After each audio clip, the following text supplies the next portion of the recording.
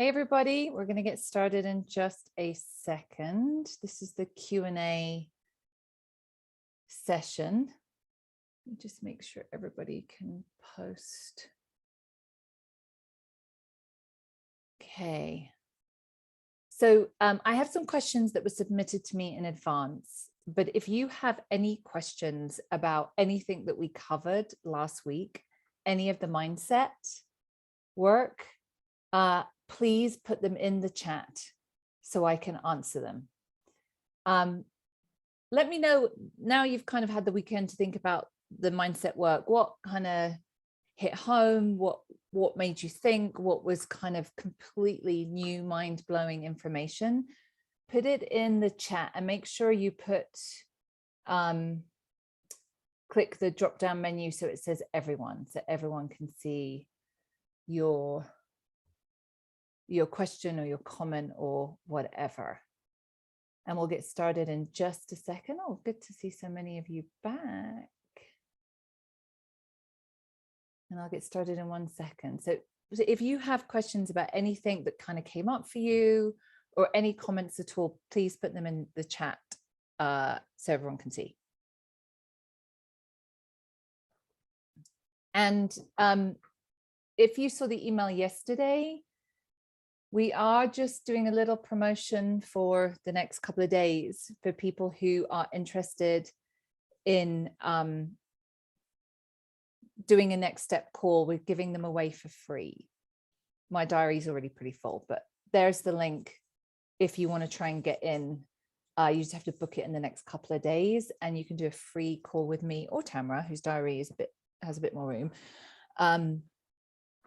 to discuss coming into the program or next steps, all of that kind of stuff. And a few people have jumped in this week.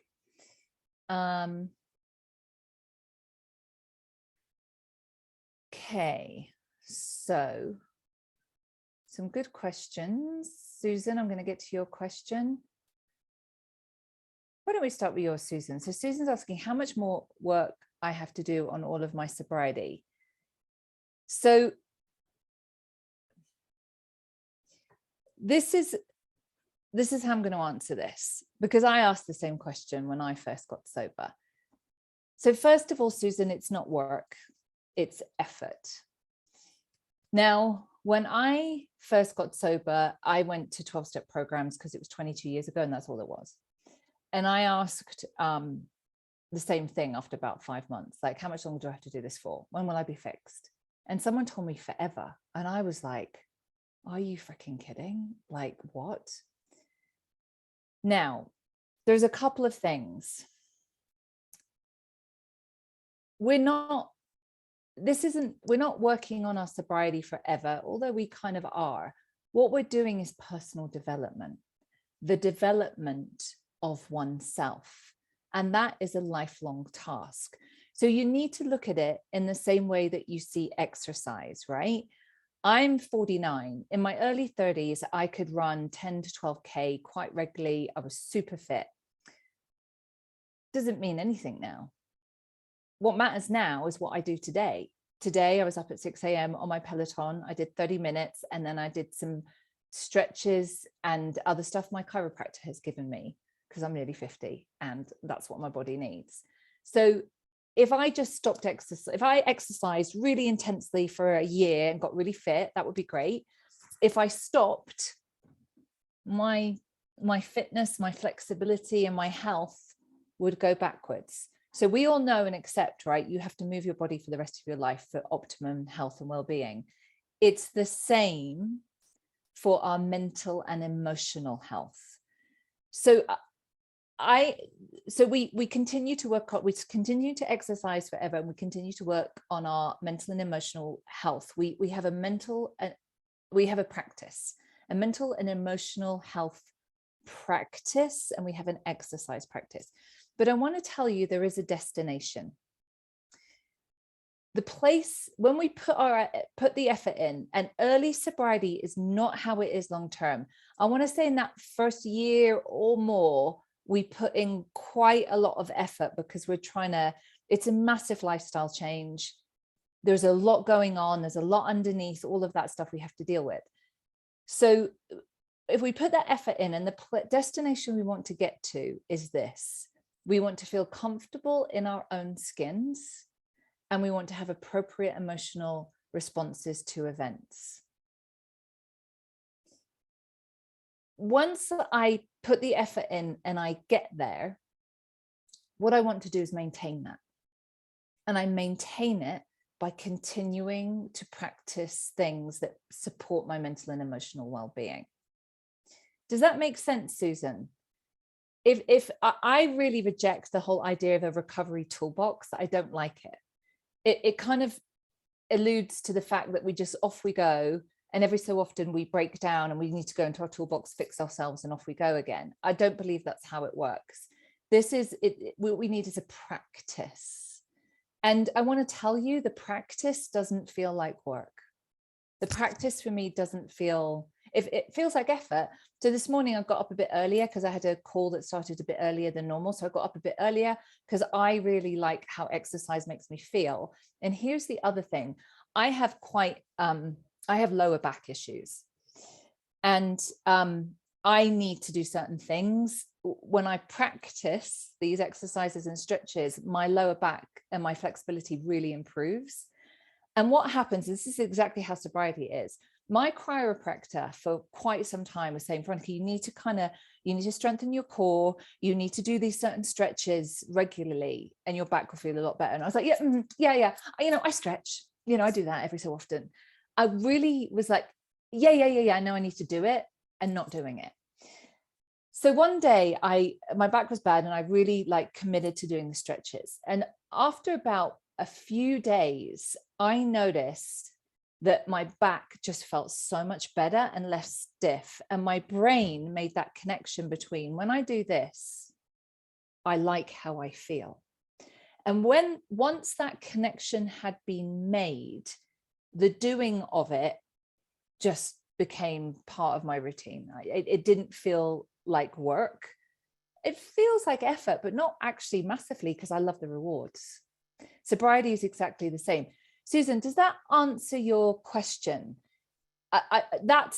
Don't go into this with that mindset, like, how long do I do this work for, right? It's because if you hear the rest of your life, you're just going to be like, ugh. That's not how it is. It's a practice, and eventually your brain will make a connection between, when I do this stuff, I really like how I feel. I feel comfortable in my own skin. And let me tell you, when you get to that point, you won't want to go back. Once you feel comfortable in yourself, this just feels really easy. And the other way to look at it is, you have lots of bad practices. You put work and effort into lots of unhealthy practices. We're just going to switch them over. Hopefully that answered your question, Susan, and everybody else's. Okay. Patricia, what are your views on AA? Do you think it is a good thing? So Patricia, on my website, actually, I'll post it for you here. I'll find it for you in just a second. I wrote a whole kind of long essay on the misinformation of Alcoholics Anonymous. So I'm going to give you my personal opinion.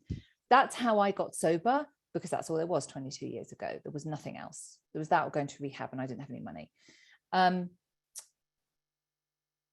AA, the program, the 12 steps. So two things. There is the program of AA and there is the fellowship. And those are two separate things. A lot of what you hear that's misinformation is in the fellowship. So the program is the 12 steps. And those are ancient spiritual wisdom that you can trace back to the Gnostic religions in the Mediterranean that predate Christianity. The practices of self-reflection, making amends for your mistakes, or you can trace them. They have spiritual roots that go back thousands of years. By the way, the Gnostic religions, if you research them, had women leaders and priests, very deeply feminist, which sits very well with me. So the 12 steps are ancient spiritual wisdom. They are a spiritual practice to help us feel comfortable in our own skins so we don't want to drink. The AA program is peer-led, and the only purpose of having a sponsor is for someone with experience to take you through the 12 steps so you begin to feel more comfortable in your own skin. All sobriety is, and this is what the 12 steps does, this is what the sober mindset does, this is what I think smart recovery does, is if you practice it consistently, it leads to a shift in perception. That's all sobriety is. The sober mindset, that's what we do, is we will shift your perception. You will see things differently. Once you see things differently, you feel differently and you make different choices. And that is transformational. So do I think there's lots of issues with AA? Yes. Do I still go? Yes, because I have a debt to repay and I sponsor women in my local community because that is my obligation. That is my spiritual practice. And I have an obligation as a senior member to go and make sure some of this bullshit behavior doesn't carry on. And I'll post, I have a whole essay on this, which will hopefully give you more information. But how does that answer your question, Patricia? That's my experience. And I will tell you, no, I don't think AA is the only way to get sober. This is the only way to get sober is consistency of a practice. So it doesn't matter whether you go to AA, Women for Sobriety, Smart Recovery, Refuge Recovery, you do the Soberful program. It doesn't matter. That what you have to do is do whatever it is consistently. I see lots of people go from next shiny object to next shiny, oh, this will fix me. And they do that intensely for a bit and then they stop doing it. It's trying to get sober with intensity over consistency. It doesn't work. Consistency is what works. So whatever it is, we do it 100%, imperfectly, messily, but we do it.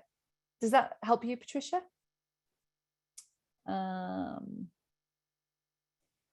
So somebody, I can't see your name, it just says Galaxy SA. I just can't seem to get more than a few days of sobriety. What can I do? So the first 30 days are very, very different. It's not how it is long term. And you need to do everything. First of all, don't do it on your own.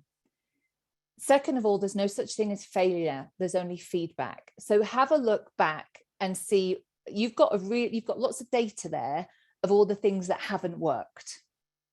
So have a good look at that. Look at what doesn't work. What is your pattern? What is the pattern? Because you're going to have a pattern. Do you get like 8 days and then think you're all right? Or do you get a few weeks and then go to the pub with friends thinking it'll be all right? What's your pattern? So the number one thing is community. That's the number one thing. So when you are early in sobriety, throw yourself into the middle of a community. Join Sober for Life, go to AA, go to Smart Recovery, whatever it is. In real life and in person is the best. So community, and immerse yourself in it. The second thing is sobriety has to be your main thing. It's not something you can just do like every time you have a spare hour. When you are first getting sober in those first few months, it needs to be your main thing. You need to work and do your laundry and pay your rent or whatever. But then everything else is about sobriety. Being with sober people, going to meetings, support groups, programs, reading books, all of that kind of stuff. Again, it's not, that's not what I'm doing now at 22 years. I have a practice. I go to a regular meeting once a week. But in the beginning, you need to put everything you can to have weight on the sober end. Consistency over intensity. Ask for help from mentors, from professionals. My best advice is to commit to a program. Commit to a program, immerse yourself in the community, look at the data of all the things you've done before that haven't worked and do something different. Does that answer your question? Sorry, I can't see your name. It's Galaxy SA.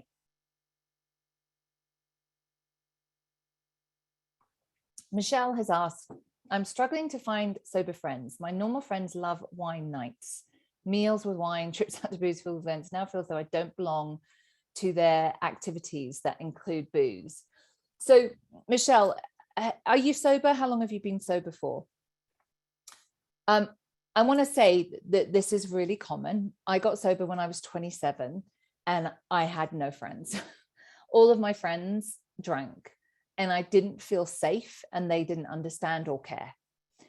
And my mental health problems were so bad, my anxiety and panic attacks, I that forced me to be sober. I didn't want to be sober. I thought my life was over and it was going to be really boring for the rest of my life. But I wanted more than anything, for the anxiety and the panic attacks and the self-loathing and the paranoia, I wanted that to stop. And if that meant not drinking, then I accepted that. So this first year is a big, 76 days. Okay, so it's a big transition, Michelle. And it's what I said before, you have to make this your main thing. There's nothing like getting sober for finding out who your real friends are. So some of them will try and persuade you don't have a problem and you can drink, you're fine, what you're doing. I don't think those are friends with your best interest at heart. And then there's a whole thing also that it's going to trigger them that, well, if you're stopping drinking, what does it say about my drinking? And they take it very personally. So certainly in the first few months, I would definitely suggest you stay away from boozy socializing. Now, I remember when I got sober at 27, I remember a Saturday night where I cleaned my whole apartment from top to bottom. And I remember thinking, is this it? Everyone else my age is going out and having a great time. And I am cleaning my frickin' toilet on a Saturday night. That's as exciting as my life is. So sometimes there's going to be days when it's a bit boring, but it changes really quickly. And that's where sober community comes in. Finding a sober community makes all the difference. And not everybody in sober communities is somebody I want to be friends with. Sometimes it was just nice to have someone, for me, it started with like Friday night. I'd go to an AA meeting and then I'd have a couple of people to go to coffee with.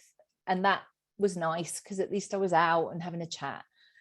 And then it just kind of grew from there. What happens is you will have some fair weather drinking buddies that may need to depart your life. And that makes room for other people to come in.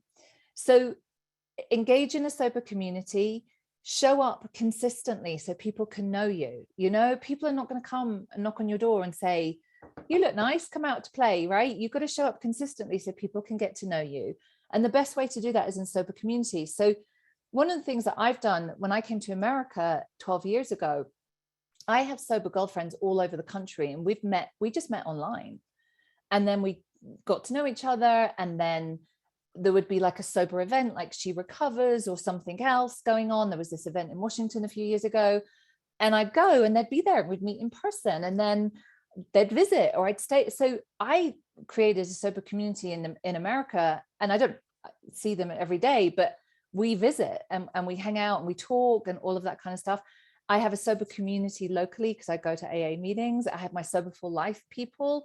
We all met in person. In fact, the last group, the Sober Mindset group, and it's in the testimonials, you can see it. I don't know if they say it in the testimonials, but they, a bunch of them went on vacation together last year in England. So showing up consistently, letting people know you, it's 76 days, well done, but it takes a bit of time, but it will happen quicker than you imagine. After about a year, I had friends that drank. And again, I was in my late 20s. I wanted to go out, want to dress up and go out dancing and all that kind of stuff, go to gigs, go to festivals. And after about a year or so of being sober and feeling like committed to my sobriety, I was able to go out with those friends. Now, we would go to a nightclub and dance, and around midnight, they're just messy drunk and not really very much fun. And I'd had a nice time, a dance, got dressed up, flirted with some boys. I was ready to go home. So off I went. So after a bit of time, I was able to do all of that stuff. And I want to tell you, I'm almost 50. So I've gone through my 20s, 30s and 40s. And my social life has changed according to my circumstances and age. I do everything. I'm a pretty sociable person. I was out on a boat on Sunday and people were having beers at lunchtime. I mean, I go to parties, I go to everything. I have a big social life and I love it because that's the kind of person I am. And I'm an extrovert. And whether people are drinking or not just doesn't bother me. So you can get to that point, but just please know how it is in the early days is not how it is long term. I'm not cleaning my apartment on a Saturday night. Does that help, Michelle? Sue, do you think it's possible to get back people's trust early in sobriety, i.e. your partner or family? I have been sober sometimes for 3 to 6 months. My husband still does not trust me. It's soul destroying for me. Am I expecting them to trust me again too soon? Yes. Yeah. So here's the thing, when we are on this sober journey, the people who love us are on a journey too, and they're at a different place. And you just have to accept that. Because probably what you've done in the past is what I talked about in the training, where we have promised and sworn on the Bible or whatever, our children's lives, that we will never drink again. And we meant it. We were not lying. We were 100% meant it. However, our subconscious mind was working against us. And our subconscious mind won. And we were probably maybe trying to do it on our own, or just trying to do it with willpower, all of those kind of things. So they've heard that stuff and they need to see it now.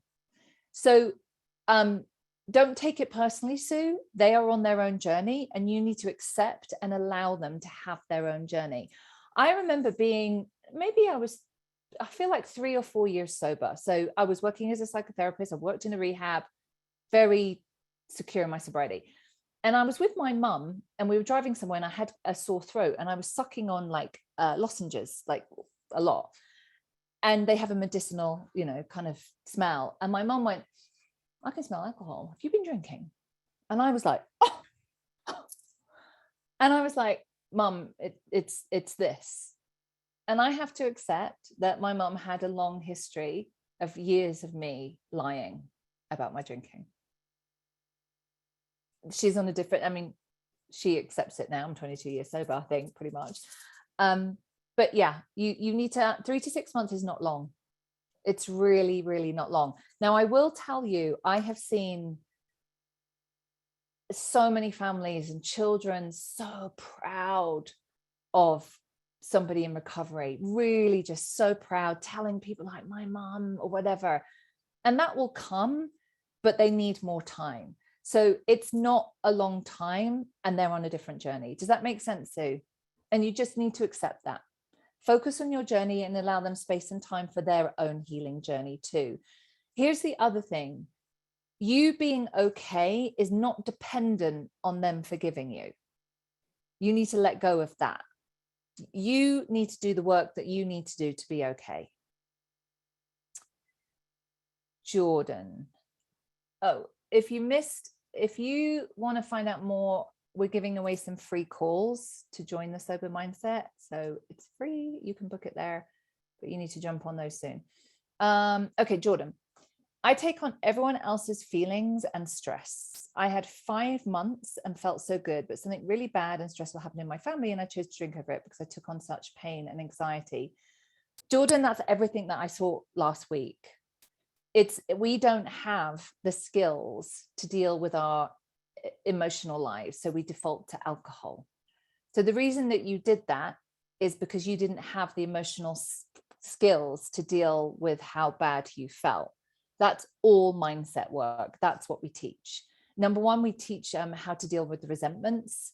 The best tool I have is the resentment tool and the limiting belief tool, but being able to have emotional mastery. So it's not that nothing affects me. Of course, if something really sad happens, I'd feel sad. If something really bad happens, I'd feel angry or upset or whatever. But I have a choice now in how I respond to it. I'm not at a mercy of this roller coaster of feelings that I can't get off, which is how it used to be with me. So Jordan, you need a program. You need a program and a practice to maintain your mental and emotional health. So that, one of the worst things that happened to me was when I was about 13 years sober and my youngest son was lead poisoned from the house that we were living in. And lead poisoning in children can cause catastrophic brain damage. And luckily we caught it very early and we got out of our house and we were living in temporary accommodation for 6 months, and it was stressful. And I was so angry at myself and etc. It was one of the worst things that ever happened to me. And I didn't want to drink. I was thinking about, I was not in a good place, and I stayed in not a good place for a little while. And then I saw what was happening and I saw that I needed help and support, and I went and got it. And I was able to get back into a much better place to deal with this awful thing that had happened to my child. So crap is going to happen to you. People are sometimes going to be pissed off with you. Things are not going to work out. That's how life is. Now we can have the tools to deal with all of that stuff. This is so much more than not drinking. I don't just get people sober. I teach emotional sobriety, which is how to deal with life. Does that make sense? Jordan, was that helpful? Liz is saying, great advice. I too need to find a sober social life. My partner still drinks, and I think that is what going out looks like. I can go out with him, but find it gets boring after a while. I would love to go to festivals and parties sober, but not sure how to do this with him and my boozy friends. Again, Liz, it's a process. I don't think you can go from 10 days sober to like exactly the same social life you had before, but not drinking. First of all, you will probably discover quite quickly the sober people are actually really boring and not fun. I mean, like I said, I would go out dancing with my friends, and by 11, 12, they were then messy drunk. Up until then, they were pretty much fine. And I wasn't interested in that. I didn't find it attractive. Just isn't attractive. These people are not attractive. They talk crap. They're just, it's not attractive to me. So you have to accept that there's going to be some time while you make this adjustment. And some of it maybe you're home Saturday night. I think it takes roughly a year for you to feel solid in your sobriety to then be able to be like, yeah, I can go to that thing with you. I'm quite happy not to drink. You do whatever you want. I remember going to concerts when I was a couple of years sober with my friends who drank. And I'm like, they're in the toilets, they're at the bar, they're missing all the great songs that we love. And that's when I realized I was having more fun than they are. So again, it's everything that I said. You need to consistently show up and find sober friends. Back in the day when I got sober, it was only AA. There's tons of things now. Even if you go into Yahoo groups, there's like sober running clubs, sober book clubs. There's all kinds of options, but they're not going to come knocking at your door and say, you look like fun. You have to go and you have to show up and you have to consistently allow people to know you. Online is a great place to start. Nearly everyone in any group that I run, they form pretty tight bonds with people all over the world. And you know what? Those people end up meeting in person in some way, shape, or form. So know that it's a process, but also know your perception will change. Like what I used to think was fun, my perception of that shifted, and I'd rather stick pins in my eye than do the stuff that I used to think was fun, because it wasn't. And the cost was really high. Does that make sense? Elizabeth, hi, Veronica. I just want to check in again, as when I was doing the 5 pillars this year, I asked about a situation where my nephew godson was still not speaking to me because of a very upsetting, I think I remember that, Elizabeth, Thanksgiving, because of a very upsetting Thanksgiving because of me. At that point, I had tried everything. You told me not to beg and that it might take a year, which I was horrified, as could not believe it could take that long. Well, getting close to that, as he has yet to reach back out. I've stopped trying, as you suggested, and doing my best to move on, but so painful. Thank you for your thoughts. Yeah, I understand, Elizabeth. And I think the mindset that's going on there is that you believe you need him to forgive you for you to feel okay. So it takes time. Sometimes it can take years. What you need to do is keep your side of the street clean, do everything that you need to do to be sober and emotionally sober. Be prepared to make amends in a way that's appropriate, that's not going to harm him or cause further distress. And if they're unwilling to speak to you or see you, then you need to just keep to your side of the street, because at some point an opportunity will arise. Maybe they need to see you 5 years sober. Maybe that's what they need. Who knows? But it's not contingent on what other people think about us. Does that make sense?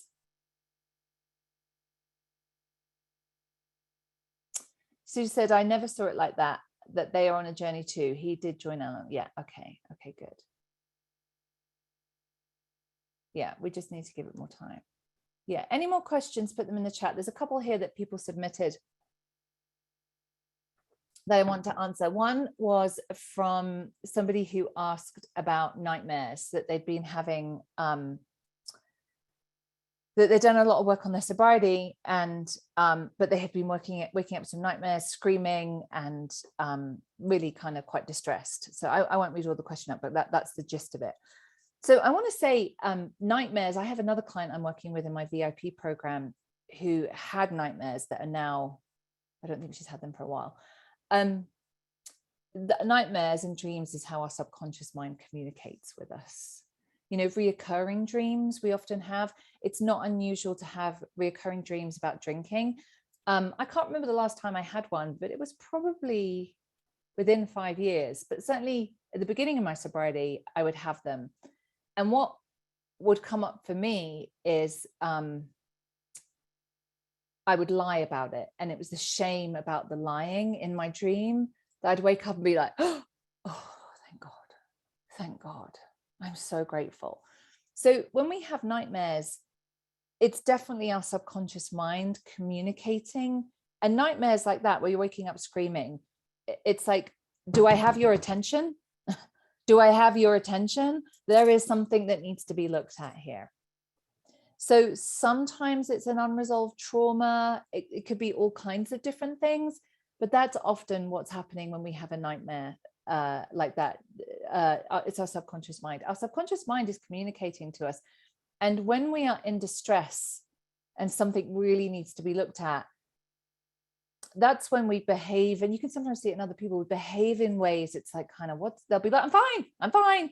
But you can tell from someone's behavior that they're not okay. And it's their behavior. So the subconscious mind speaks through our behavior a lot. Does that make sense? So there's another one that I wanted to ask.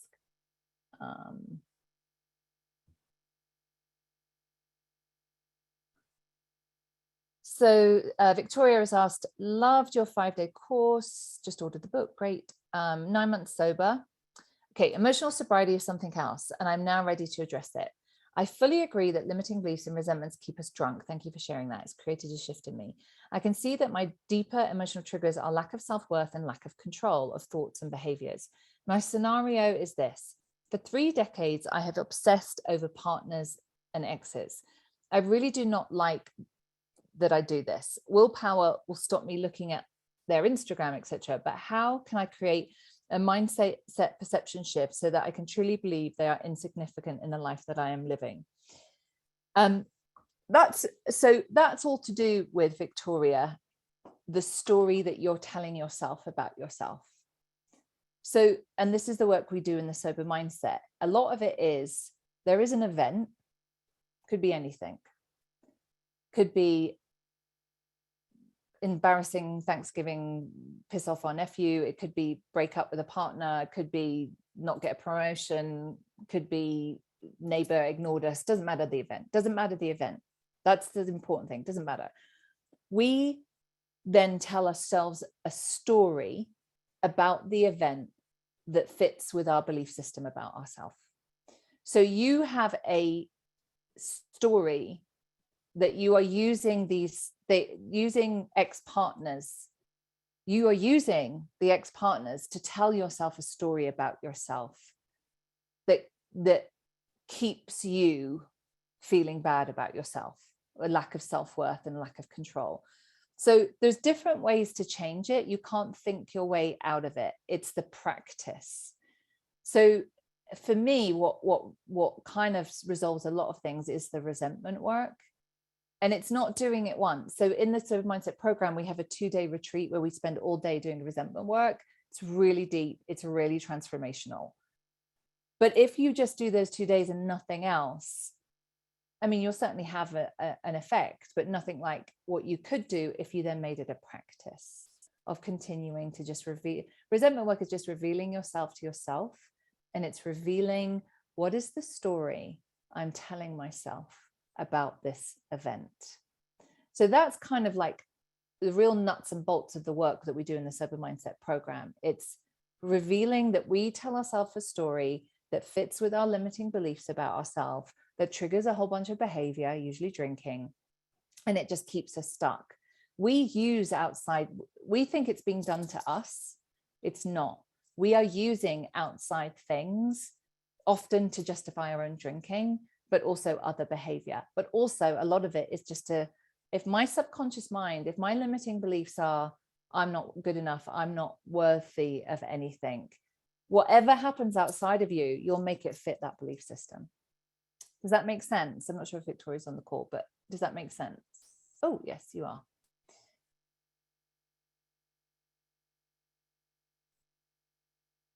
Nadine, is the program just for women? You know what, this program, we usually open it up, it is co-ed, but honestly, it's usually just women because most of the people who follow me are just women. Elizabeth, yeah, you've made amends and now you have to leave it. You are not a terrible person. Don't have that mindset or belief system that you are a terrible person. When I am under the influence of alcohol, and I'm not just talking about being drunk, during that whole period of my life when I was drinking, I behaved badly. I stole money. I lied. I manipulated. And I wasn't drunk every time I did those things. I did behavior that I was deeply ashamed of because I was very, very unwell. That is a mindset shift. We are not bad people. We have been very unwell, and we certainly do things that are bad. And when we are restored to wellness, we can begin to clear up that stuff that we did. And then it's up to others whether they want to forgive us or not. I have a couple of people in my life who never forgave me, friends, not family members, but friends who never wanted to see me again. I don't blame them. Any more questions? There was a couple of other questions. Yep, I can post the sober mindset link for those of you who are still thinking of joining. Join before Thursday, because we do this awesome exercise where we reclaim ourselves. Yes, the program is Zoom, but it's a Zoom meeting, so we can all see each other. It's not like this is a webinar. It's all via Zoom meeting, so we want to see you and get to know you. It's very interactive. The modules, there's a recording of each module, each bit that we're learning, and there's a handout that goes with that. But then the weekly coaching calls are a Zoom meeting, so we can all see each other and we really get to know each other. Every group I've done, we get to know each other really well. You'll see that you're very unoriginal, that there's lots of other people who feel the same way and act the same way. And usually some really great friendships form from that. People keep in contact and have kept in contact for years. It's a great way to find community. The time is 6 p.m. in the UK. So it's 10 a.m. Pacific, 1 p.m. Eastern, 6 p.m. in the UK every Thursday. It's a 5-month program, but it actually is over 6 months because we don't have a call on Thanksgiving, American Thanksgiving, which is the last Thursday in November. And then we have a 2-week break over Christmas. So it's actually 6 months. And there's 6 modules. And again, if you scroll up, there's a link. If you want to book a free call, you can do that. It would have gone out on an email to you. If you don't, you can check the emails. So someone's asked me, what are the 2 most common limiting beliefs? And this is what I mean when we're so unoriginal. Like, we really are not. That was my big thing. I thought I was the only person who felt this way. I was the only person with this very rare mental health condition. I thought everybody else was okay. And it was a shock and a massive relief to me to realize that actually, oh my God, like everyone else feels like this.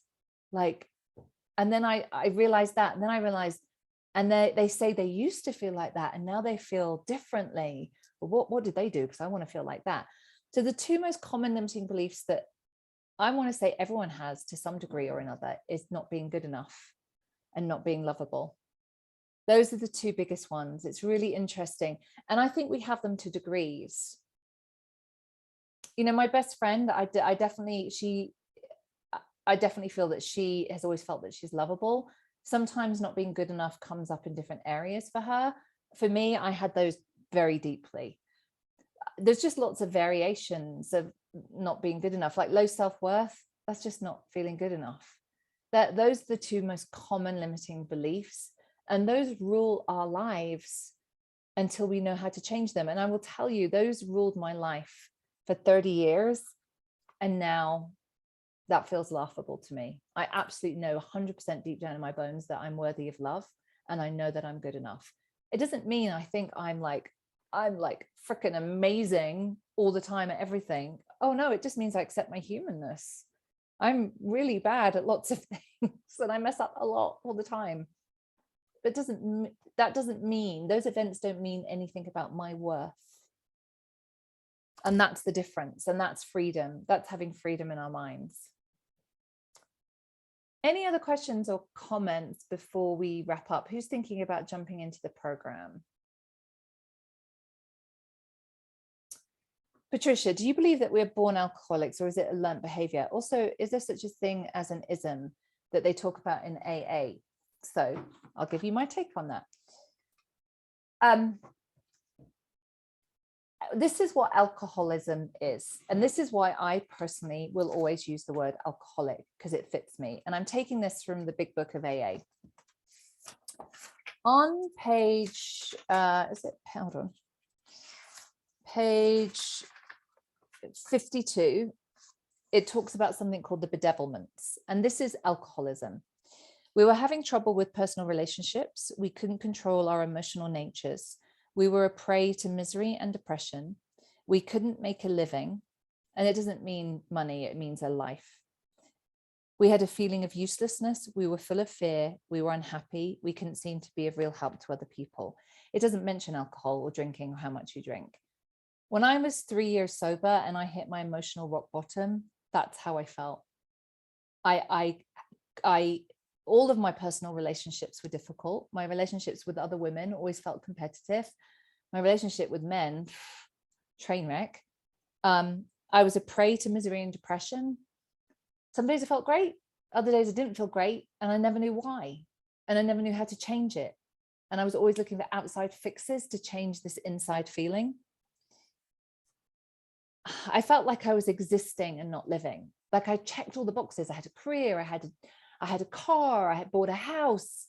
I had all the things, but it didn't feel like a life that I wanted. I felt like I was existing rather than living. We had a feeling of uselessness. We were full of fear. We were unhappy. I had all of those feelings. So that's the ism. A more refined explanation is in the doctor's opinion, where it talks about restless, irritable, and discontented. And I was born restless, irritable, and discontented. I didn't feel comfortable in my own skin. So at 13, when I tried alcohol, it was like, oh, I love this feeling. So that's my take on it. The ism is the spiritual malady. It was how emotionally how I felt inside. Alcohol was the solution to that. And then when it stopped being the solution, became the problem. The 12 steps is how I got myself into a better, fitter emotional state. And then it also says in the big book on page, I think it's 162, that God has provided this world with all sorts of practitioners and doctors, and we should take our other problems to them. So AA in the 12 steps is not a solution for everything. It usually gets us sober, gets us into fit emotional, spiritual state. And then we need to go and get expert help with other things like trauma or whatever it is. Does that answer your question? Yes, I'll post a link to the program here.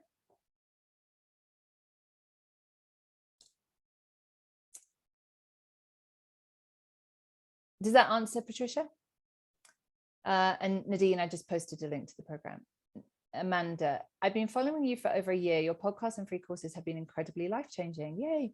There are more times than I could count where your wisdom saved me. Just wanted to say thank you. Oh, Amanda, that's so lovely. Thank you so much. I love doing this work. It's just my favorite thing to do. And you know, I talked about this in the program. I made a complete mess of my life up until I got sober. Like sobriety, this is the one thing I'm really good at. I wasn't good at anything. I believe I'm a pretty good therapist. I don't think I'm the best therapist in the world by any stretch. There's lots of people much better than me, much more qualified than me, much more experienced than me. But I think I'm pretty good. I'm quite happy with how pretty good I am. And I love it. This is my life's work. I'll never stop doing it because that's like magic to me.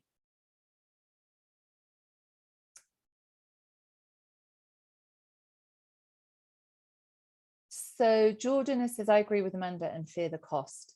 Yeah, and that's on the information page. I can't afford it is one of the limiting beliefs that we have to stop us doing what we need to do, the call to growth. And let me explain that. There's no such thing as I can't afford it. There's and I'm not, please don't misunderstand me. I'm not saying that you shouldn't meet your financial obligations to pay for a program with me, but we've already put all of this money into alcohol and our destruction. It's a small amount of money. If you add up, I know we spent in the last year on alcohol, healthcare costs. It's about where it's where we prioritize our money. So if you look at your bank statements, you'll see where you prioritize your money, and often it's buying crap we don't need and our destruction. So it's about, what are your priorities? Are you a priority? I love Annie's testimonial on the information page. Like, we will put this money into our houses, our cars, our dogs, but we won't put it into ourselves because we don't believe that we're worth it. I can't afford it is another way of saying I'm just not worth this. There's no such thing as failure in this program. There's only feedback, so you can't fail. And I guarantee two things. I will mess up your drinking, and you will experience a transformation, because this work that we teach you is very cognitive. It's not like, ooh, some people get it, some people don't. Just some people do it, some people don't. You just have to do it. And it's fairly simple, what we lay out. Any other questions before I jump off? This was great, guys. Thank you so much for coming. And there's no risk. Book a free call with me and we can talk it through, but do it soon, because my diary is almost full up. And if you want to book the free call, that's the link there. It should be on the information page. It should be on emails. If you just click on that, it will pop up somewhere else. But we start, oh, let me share my thing on AA. Yeah, let me do that. I'll also put it in the Facebook group as well. And let me know your feedback. It went viral. It was a couple of years ago now, even more, 3 years ago. But I always like hearing people's feedback. Oh, it was January 2020. That's when I read it. It's 2.5 years ago. Here is the thing on AA. Again, if you just click on it, it should pop up on a separate thing. And for everybody who's going to jump into the program, Thursdays when we kick off with our bonus week, it's a great workshop for getting very, very, very clear on what direction you want to go in and clearing away some of the crap. And then the program kicks off the following week. But if you're going to join so you can do the bonus thing. All right, everybody, I think we're going to wrap it up there. Did everyone get the links that they wanted to get? And I'll see you guys soon. Bye-bye.